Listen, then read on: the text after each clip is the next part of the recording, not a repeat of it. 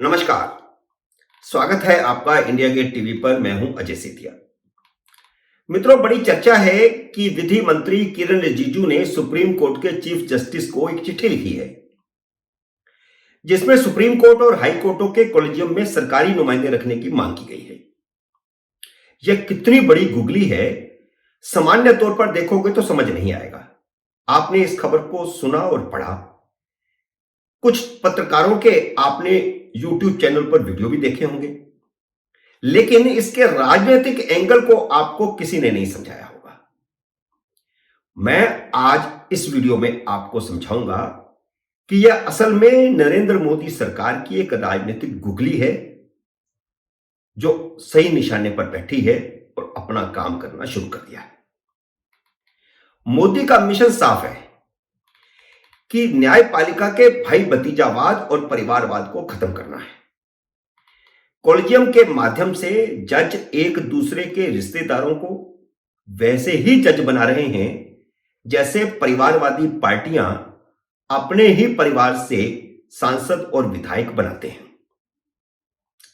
जजों की नियुक्तियों में कैसे परिवारवाद चल रहा है और कैसे एक दूसरे के बेटों को प्रमोट किया जा रहा है, आपको उसका उदाहरण देता हूं। जब जस्टिस वी.वाई. चंद्रचूड़ चीफ जस्टिस थे तो उन्होंने अपनी सिफारिश से बी.एन. कृपाल को दिल्ली हाई कोर्ट का जज बनवाया था। तब कॉलेजियम प्रणाली तो नहीं थी, लेकिन चीफ जस्टिस का प्रभाव तो था। बी.एन. कृपाल बाद में सुप्रीम कोर्ट के जज बने और करीब 6 महीनों के लिए चीफ जस्टिस बने।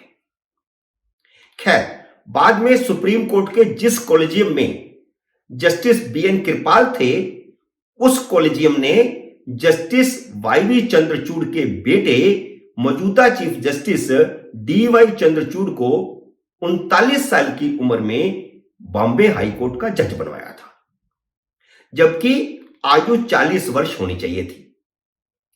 अब जब पिछले साल डी.वाई. चंद्रचूड़ कॉलेजियम के सदस्य थे, अब तो वह चीफ जस्टिस हैं, जब वह पिछली बार सुप्रीम कोर्ट के सिर्फ जज थे और कॉलेजियम के सदस्य थे, तो बी.एन. कृपाल के बेटे सौरभ कृपाल को दिल्ली हाई कोर्ट का जज बनवाने के लिए सिफारिश भेजी गई थी। यानी उन्होंने उसके बेटे को बनाया, ये उसके बेटे को बना रहे हैं। तो भाई भतीजावाद यही है। और इस तरह के अनेक और भी उदाहरण हैं। ये तो मैंने आपको सटीक उदाहरण दिया है। अभी हाल ही में सरकार ने जो नाम अस्वीकार करके वापस भेजे हैं, उसमें सौरभ कृपाल का नाम भी शामिल था। अब आप समझ गए होंगे कि कॉलेजियम बनने से पहले से यह भाई भतीजावाद चल रहा है, जिस पर अब मोदी निर्णायक चोट करने की ठान चुके हैं। उपराष्ट्रपति जगदीप धनखड़ ने केशवानंद भारती केस के फैसले पर हमला करके जानबूझकर शांत समुद्र में पत्थर फेंका था। वह राजनीतिक गुगली थी।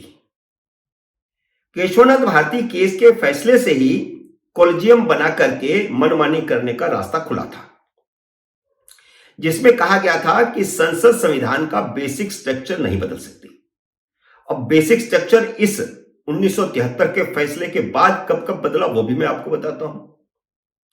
संविधान का बेसिक स्ट्रक्चर तो यह था कि जजों की नियुक्ति में जहां राष्ट्रपति की ओर से चीफ जस्टिस से सलाह लेने की बात संविधान में कही गई थी, तो वह सिर्फ सलाह थी, राष्ट्रपति पर बाध्यकारी नहीं थी।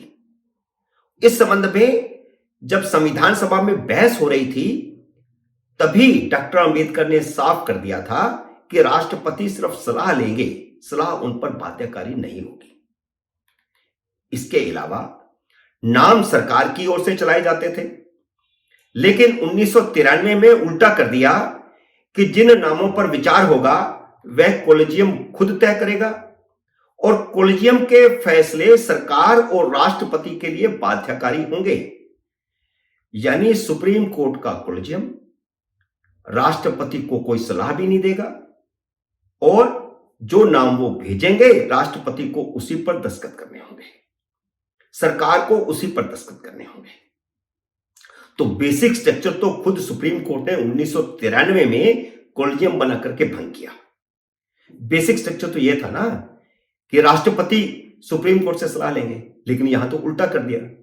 तो किसने भंग किया बेसिक स्ट्रक्चर? केशवानंद भारती के केस के फैसले को किसने ठुकराया? सुप्रीम कोर्ट ने। सरकार अब यह तब्दीली की चाहती है कि नामों की सिफारिश राज्य सरकारें और केंद्र सरकार भी करें। कॉलेजियम के सदस्य भी नाम सुझा दें, लेकिन यह सरकार को भी अधिकार हो और राज्य सरकारों को भी अधिकार हो हाईकोर्ट के जजों के मामले में। सरकार का संदेश है कि या तो बदलो या कॉलेजियम सिस्टम खत्म होगा।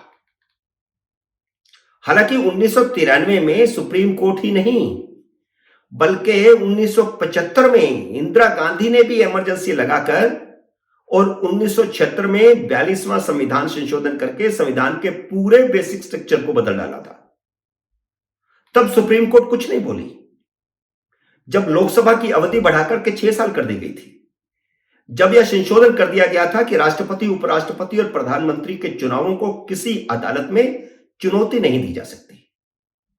केशवानंद भारती फैसले के बाद संविधान के बेसिक स्ट्रक्चर को खत्म करने वाली कांग्रेस ने अब केशवानंद भारती फैसले की आलोचना पर, जो कि उपराष्ट्रपति ने की है, उस पर कड़ी आपत्ति जाहिर की है। कांग्रेस ने केशवानंद भारती फैसले का समर्थन करके साफ संदेश दे दिया है कि वे कॉलेजियम प्रणाली का समर्थन करेगी। यही वह गुगली थी जो जगदीप धनखड़ ने फेंकी थी। विधि मंत्री किरण रिजिजू ने जगदीप धनखड़ का अधूरा काम पूरा कर दिया है। आप देखिए, चिट्ठी 6 जनवरी को लिखी गई थी, लेकिन उसे जगदीप धनखड़ के भाषण और उस पर कांग्रेस की प्रतिक्रिया के बाद 16 जनवरी को लीक किया गया। किरण रिजिजू ने चिट्ठी लिखी 6 जनवरी को, उपराष्ट्रपति ने भाषण दिया 11 जनवरी को और यह चिट्ठी लीक की गई 16 जनवरी को, और इस बीच कांग्रेस का स्टैंड क्लियर हो गया। विधि मंत्री ने इस चिट्ठी में कहा है कि हाई कोर्टों की कॉलेजियम में राज्य सरकारों के प्रतिनिधि होंगे। कांग्रेस की तो सिर्फ 3 राज्यों में सरकारें हैं, पंजाब, दिल्ली, बिहार, झारखंड, उड़ीसा, आंध्र प्रदेश, तेलंगाना, महाराष्ट्र, तमिलनाडु, केरल और पूर्वोत्तर के 5 राज्यों में भी बाकी अलग अलग दलों की सरकारें हैं। हाई कोर्ट के जजों की नियुक्तियों में उन 15-16 दलों की सुनी जाएगी, तो वे कॉलेजियम की मनमानी के खिलाफ मोदी सरकार के साथ खड़े होंगे। अगर सुप्रीम कोर्ट से बातचीत में बात नहीं बनी और मोदी सरकार कॉलेजियम जैसा कोई नया बिल बनाकर के संसद में लाती है और उसमें हाईकोर्टों के जजों की नियुक्तियों में राज्य सरकारों के प्रतिनिधियों को शामिल करने का प्रावधान होता है, तो संसद के दोनों सदनों में कांग्रेस अलग थलग पड़ जाएगी। अब आप समझे कि यह राजनीतिक गुगली क्या थी। मेरा शुरू से ही मानना रहा है कि प्रधानमंत्री नरेंद्र मोदी जजों की नियुक्तियों में जजों की मनमानी को हर हालत में खत्म करके रहेंगे। अपने 13 जनवरी के वीडियो में मैंने यह भी कहा था कि अपना एजेंडा पूरा करने के लिए ही प्रधानमंत्री ने जगदीप धनखड़ को ढूंढकर लाए हैं, जो राम जेठमलानी की तरह न्यायपालिका से 2-2 हाथ करने का वादा रखते हैं। अब किरण रिजिजू और धनखड़ की जोड़ी अपने मिशन जुडिशरी में जुट गई है। मित्रों, उम्मीद है मेरा यह विश्लेषण आपको पसंद आया होगा। इसे लाइक करिए, शेयर कीजिए, और अगर आपने मेरे YouTube चैनल को अब तक सब्सक्राइब नहीं किया तो कृपया सब्सक्राइब कीजिए और घंटी का बटन भी दबाइए, ताकि जैसे ही मेरा नया वीडियो आए आपको सूचना आए। मेरे नए वीडियो का करिए इंतजार। तब तक नमस्कार।